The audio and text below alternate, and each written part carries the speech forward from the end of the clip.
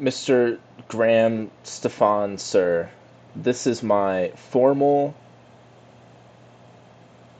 request to be on the iced coffee hour with preferably yourself and the man called Jack to explain margin calls for the audience because I feel like this is very beneficial and I cannot reach a great audience at this point and would like to leverage you to bring out this amazing information, or I could give it to you and you can present it yourself. Thank you.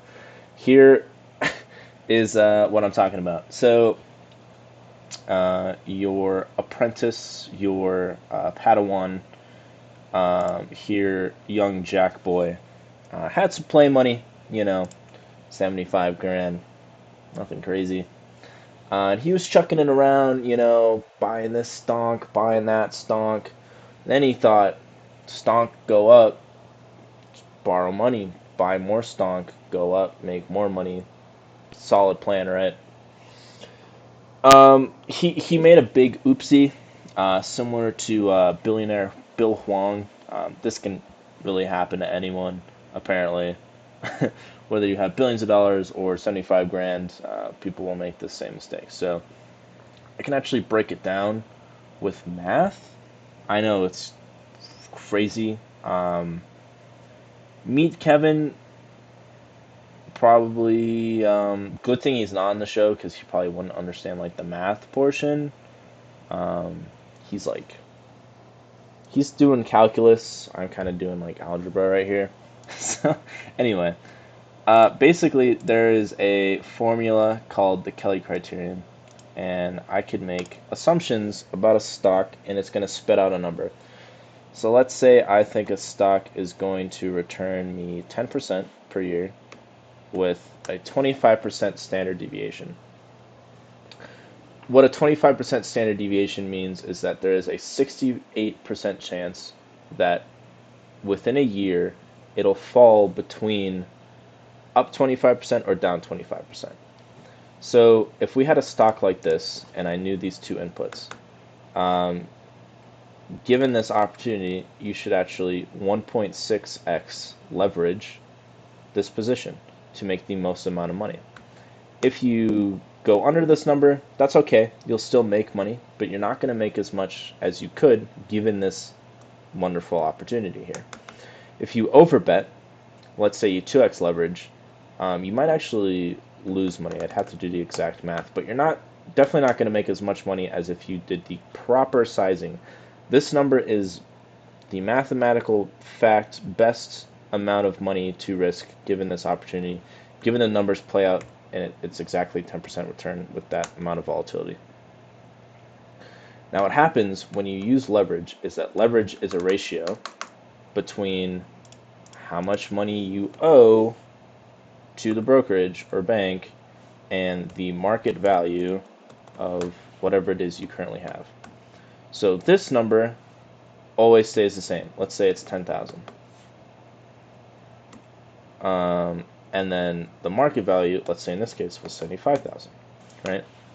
So if we take this ratio, we got 10,000 divided by 75,000.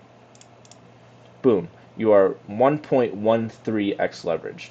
But what happens is, if prices fall, let's say it falls in half, or let's say it falls a little bit more, and you're at like 35,000, which is a little over half. Now if we do that again, so we're like 1.2x before, 10,000 divided by 35,000. Now we're 1.2x, 1.28x leveraged. So without doing anything, this portfolio becomes a completely different thing. And if the asset you hold, if you're over betting or if you're over leveraging the asset that you have, you will start to lose money faster. And when you start to lose money more, this ratio just keeps getting bigger and bigger and bigger, which leads to a margin call. But right before a margin call, you probably had a leverage that he probably had a leverage that was maybe 1.5x, 2x, which was way beyond the 1.12 that Jack started with. So it comes to a point where you'd have to make such crazy assumptions with your return and volatility that holding a 1.5x leverage position in a stock like Robinhood just doesn't make sense anymore. So typically in like higher level finance, when people talk about leverage, they also talk about you have to rebalance, right? So as your ratio gets larger, you'd have to sell the asset to bring that ratio back in check. So this is essentially what happens. Jack, behind the scenes, has nothing to do with really the stock that he picked. It just has to do with this ratio between how much he owes and the market value of his stocks. And eventually, it gets so bad that you get margin called and they want their money back, which is what they're supposed to do, right? But perhaps a few weeks before that, that ratio probably got way out of control and shouldn't have happened. You essentially put on a 1.1x leverage or 1.2x leverage position when the stock was high, and then now you're just increasing your leverage as the stock goes down. But there's if we look at the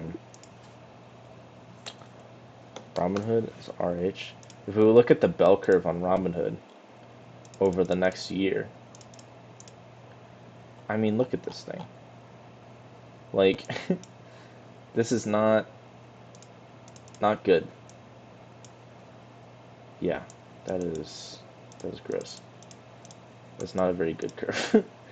So what it's saying is that there's a good chance that it could keep going lower. So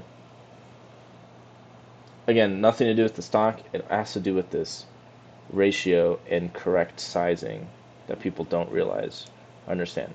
So Jack, that was your mistake. Graham, please let me on the iced coffee hour to explain this to your audience.